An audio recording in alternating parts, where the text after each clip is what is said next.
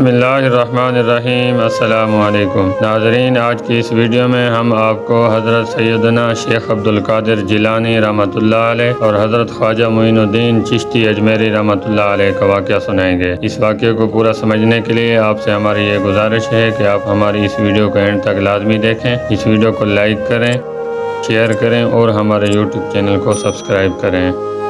ناظرین، حضرت خواجہ معین الدین چشتی اجمیری رحمۃ اللہ علیہ اپنے مرشد کے ساتھ مدینہ منورہ میں حاضر ہوئے اور بارگاہ رسالت باب میں بادب طریقے سے سلام پیش کیا اور آواز آئی کہ وعلیکم السلام یا سلطان الہند قطب شیخ۔ ساتھ ہی حکم ہوا کہ اے معین الدین، اب تمہاری ڈیوٹی اجمیر لگا دی گئی ہے، وہاں چلے جاؤ اور جاتے ہوئے بغداد میں غوث اعظم شیخ عبدالقادر جیلانی رحمۃ اللہ علیہ سے ملتے جانا۔ ناظرین، سیدنا حضرت شیخ عبدالقادر جیلانی رحمۃ اللہ علیہ نے اپنے مریدین سے فرمایا کہ سلطان الہند آ رہے ہیں، استقبال کے لیے چلو۔ جب حضرت معین الدین چشتی رحمۃ اللہ علیہ بغداد پہنچے تو لوگوں نے حضرت شیخ عبدالقادر جیلانی رحمۃ اللہ علیہ سے فرمایا کہ حضور، آپ نے فرمایا تھا کہ سلطان الہند آ رہے ہیں، یہ تو 18 سال کا بچہ ہے۔ حضور سیدنا شیخ عبدالقادر جیلانی رحمۃ اللہ علیہ نے مسکرا کر فرمایا، یہی سلطان الہند ہے۔ خواجہ معین الدین چشتی اجمیری رحمۃ اللہ علیہ نے بغداد شریف میں تقریباً 3 ماہ قیام کیا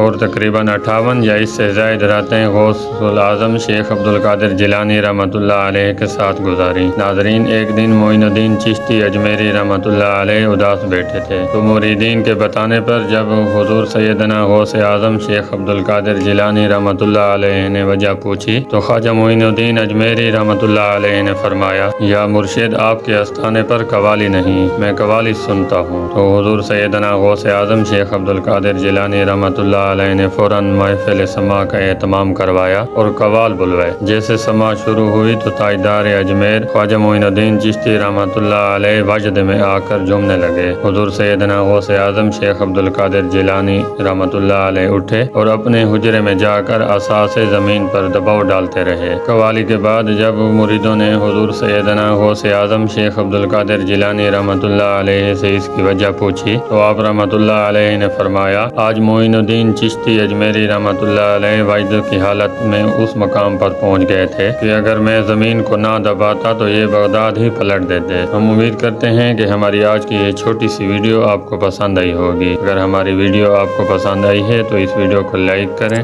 شیئر کریں اور ہمارے یوٹیوب چینل کو سبسکرائب کریں۔